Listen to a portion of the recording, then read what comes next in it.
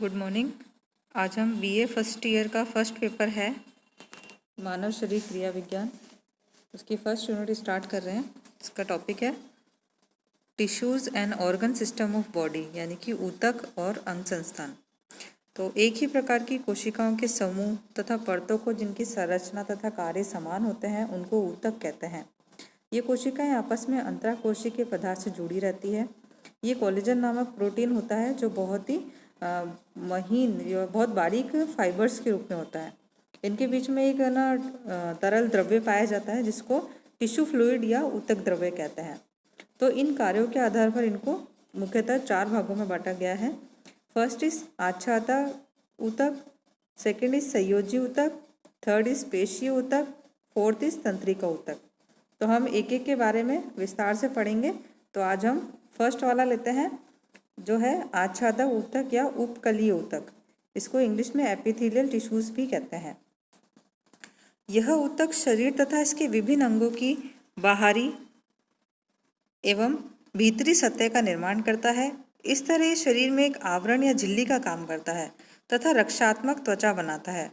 शरीर की विभिन्न ग्रंथियां और अन्य भीतरी भाग जैसे कि पाचक अंग, श्वसन अंग, जननांग, रक्तवाहिनियां, कैविटीज इत्यादि की जो नलियां होती है वो आच्छादक ऊतक की बनी होती है।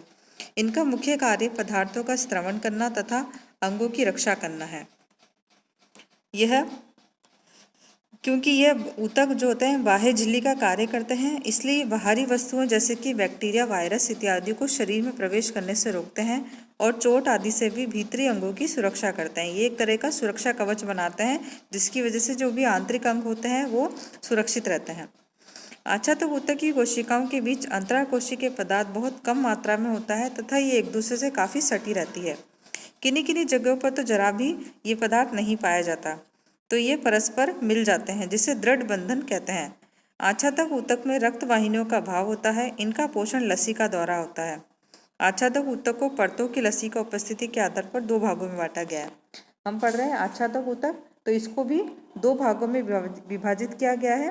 पहला है सामान्य आच्छादक ऊतक और दूसरा है संयुक्त आच्छादक ऊतक, या इसको स्तरित उपकला भी कहते हैं।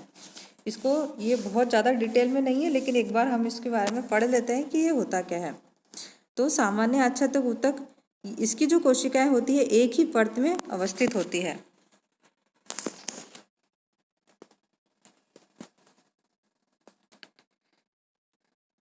ये एक ही परत में व्यवस्थित होती है। सामान्य ऊतक निम्न प्रकार का होता है। इसकी भी अलग अलग, इसके जो आकार के आधार पर इसको भी अलग अलग भागों में विभाजित किया गया है। तो इसको हम कहते हैं शल्की उपकला, स्तंभाकार, घनाकार, रोमिक, ग्रंथिल उपकला और संवेदी उपकला। तो हम शॉर्ट में थोड़ा थोड़ा सा पढ़ लेते हैं इसके बारे में। पहला है शल्की उपकला। इसकी जो कोशिकाएं होती है चौड़ी, चपटी और फर्श के अष्टकोण जैसी होती है, इसलिए इसे पेवमेंट कला उपकला भी कहते हैं। इसकी कोशिकाओं में अंतराकोशिकीय स्थान जरा भी नहीं होता, जिससे ये कोशिकाएं आपस में काफ़ी सटी रहती है और इसका मुख्य कार्य रक्षा करना होता है। रक्त और लसी का वाहिनियों की भित्ति, फुफ्फुस का वायुकोश, चर्म तथा गाल के अंदर की झिल्ली इसी प्रकार के ऊतक के बने होते हैं। सेकंड है स्तंभाकार। इसकी कोशिकाएं स्तंभ या कॉलम के आकार की होती है, इसकी वजह से इसका नाम स्तंभाकार उपकला रखा गया है और ये आपस में एक दूसरे से बिल्कुल सटी रहती है। इसका आप डायग्राम देखेंगे तो समझ में आएगा। ये आपस में एक दूसरे से बिल्कुल सटी हुई रहती है। इन कोशिकाओं की लंबाई चौड़ाई से ज़्यादा होती है और यह आंत, अमाशय, पित्ताशय की भीतरी दीवार को बनाती है। इसका मुख्य कार्य श्रवण तथा अवशोषण करना होता है। थर्ड है घनाकार उपकला। इसकी कोशिकाएं घन या क्यूब के आकार की होती है। मैथ्स में हम पढ़ते हैं क्यूब, तो बस उसी का आकार है, तो इस आकार की वजह से ही इसका नाम घनाकार उपकला रखा गया है। ये मुख्यतः लार ग्रंथियां, अग्नाशय की नली तथा थायरॉयड ग्रंथि को बनाती है। वृक्क नलिकाओं, वृषण तथा अंडाशय की जनन एपिथेलियन भी घनाकार होती है। इसका मुख्य कार्य भी श्रवण करना, उत्सर्जन करना तथा अवशोषण करना होता है। इसका डायग्राम भी आप देखिए, बिल्कुल घनाकार दिखाई पड़ रहा है, डायग्राम से समझ में भी आ रहा है अच्छे से। फिर है रोमिक या पक्षमाभिक उपकला। इस प्रकार की ऊतक की कोशिकाएं घनाकार या स्तंभाकार होती है और इनके प्रत्येक कोशिका के स्वतंत्र सिरे पर अनेक महीन धागे के समान रोम लगे होते हैं, जिसे रोमिका कहते हैं। ये जो ऊपर इस डायग्राम में आप देख रहे हो, ऊपर बाल की जैसी संरचना दिखाई पड़ रही है, तो ये महीन धागे के समान होती है और इसी वजह से इसका नाम रोमिका कहते हैं। इसका मुख्य कार्य अवांछित पदार्थों को अंदर जाने से रोकना है। ये श्वास नली, अंडवाहिनी, मूत्रवाहिनी तथा मुख गुहिका का भीतरी भाग इन्हीं ऊतकों का बना होता है। डायग्राम से अच्छे से समझ में आ रहा है। नेक्स्ट है ग्रंथिल उपकला। इनकी कोशिकाएं भी प्राय स्तंभाकार या घनाकार होती है। इनमें एक प्रकार का स्राव निकलता है जो शरीर के विशिष्ट अंगों में पहुंचता है।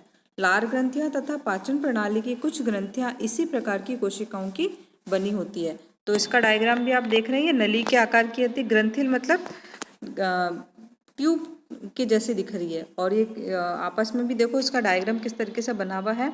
तो ये इस डायग्राम के मतलब इसकी बनावट के आधार पर भी इसको नाम दिया गया है अलग अलग। जैसे कि जो फर्स्ट वाला डायग्राम है वो है साधारण ग्रंथिल उपकला, यानी कि इसमें कहीं भी कर्व नहीं है, ये सीधी एक ट्यूब के आकार की दिखाई पड़ रही है। फिर सेकेंड है थैलीनुमा ग्रंथिल उपकला। थैलीनुमा यानी कि थैली का शेप बना रही है। फिर है संयुक्त ग्रंथिल उपकला। संयुक्त यानी कि इसके अंदर खूब सारी आप देख रहे हो ट्यूब के आकार की जो नलिकाएं दिख रही है, तो इसलिए इसका नाम रखा गया है संयुक्त ग्रंथिल उपकला। फिर है संवेदी उपकला। इस प्रकार की ऊतक की कोशिकाओं के एक स्वतंत्र सिरे पर महीन रोम जैसी संरचना होती है जो संवेदनाओं को ग्रहण करती है तथा इनका दूसरा सिरा तंत्रिका तंतुओं द्वारा जुड़ा होता है। नाक की म्यूकस कला, कान का भीतरी भाग जिसे ऑर्गन ऑफ कॉर्टाइक भी कहते हैं, आँख के रेटिना तथा जीभ की स्वाद कलिकाएं जो होती है इसी प्रकार की ऊतक के बनी होती है। तो ये सब इसके उदाहरण है कि कहाँ कहाँ पर कौन कौन सी उपकलाएं देखने को मिलती है। तो ये आपको मुझे समझ में आ गया होगा अच्छे से। तो हम नेक्स्ट वीडियो में हम अगली वाली जो है कंपाउंड एपिथेलियम यानी कि संयुक्त उपकला के बारे में पढ़ेंगे। Thank you.